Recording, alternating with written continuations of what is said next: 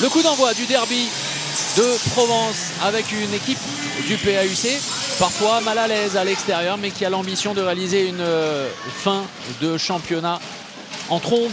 Il va falloir pour cela commencer par gagner à l'extérieur. Et pourquoi pas cet après-midi chez son voisin du SRVHB. Problème pour les Aixois. Saint-Raphaël joue bien, Saint-Raphaël joue même de manière remarquable depuis le début de la saison, avec un projet de jeu collectif très identifié et une volonté d'aller chercher à la fin de cette édition 2024-2025 une place en Coupe d'Europe. Trita face à Maresco, le premier duel entre ex-chambériens. Trita, pas de solution dans l'intervalle. L'ancien, Aixois. Les frères, non, ça veut dire? Ah si, les frères Quintin. Ah oui, oui, d'accord. Oui, mais là, on parle de... Non, mais le magicien du ballon, mais ce n'est pas évident. C'est comme ça, avec dans la course très bas. Oh, ça va dans tous les sens. Super punition de Maresco. Avec la sortie de Rangel Darossa, le travail Quinten Coleman pour le relais, le jeu au près. Ça défend bien. Ah oui, et l'homme qui est battu. Premier poteau, parfait, hors secteur. Mike Brassler.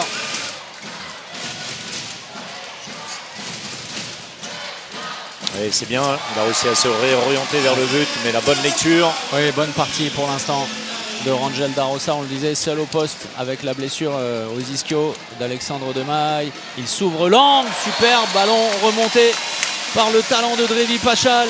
Et Saint-Raphaël est en train de piétiner les espoirs aixois qui avaient réalisé 10 bonnes premières minutes avant de complètement exploser en vol.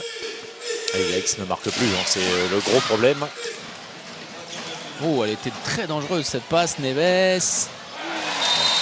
Au bout de son idée. Interception manquée d'Antoine Tissot, tout de suite puni. Ça combine bien, mais ça ne va pas vers le but. Bataille. Oui, il est obligé de tirer. Prendre, évidemment. Oh, le travail énorme de Saint-Raphaël au buzzer. Quel travail préparatoire du tableau noir. C'était chirurgical pour marquer ce 20e but. Plus 3 en faveur de Saint-Raphaël. Beaucoup d'écartement sur le travail préparatoire dans le même secteur. Parisini, oh, attention, heureusement que les Raphaëlois n'étaient pas sortis fort. Oh, superbe Alexandre Trita qui retrouve la lumière. Et derrière, Banqueux.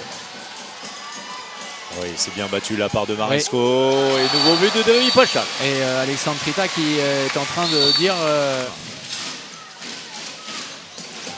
large victoire de Montpellier à Cesson, finalement, ça s'est bien fait de la part de Neves. Et puis hier, vous l'avez peut-être suivi avec nous. La déroute de Dunkerque. Oui, au bout de Parisini. Dunkerque qui menait 6-4.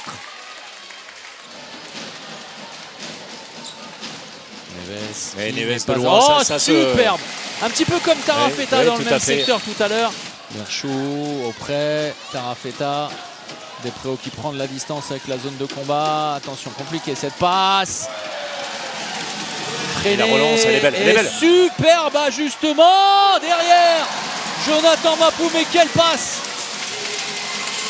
Joga Bonito de Rangel Darossa. 32-24. C'est désormais une punition. Oui, ça ressemble à ce qu'on a vécu hier et avant-hier.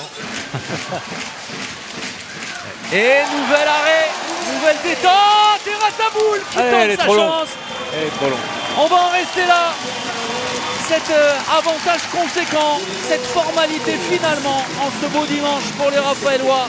La victoire 38-27, c'est une marche supplémentaire franchie dans la quête d'une place qualificative pour la prochaine Coupe d'Europe.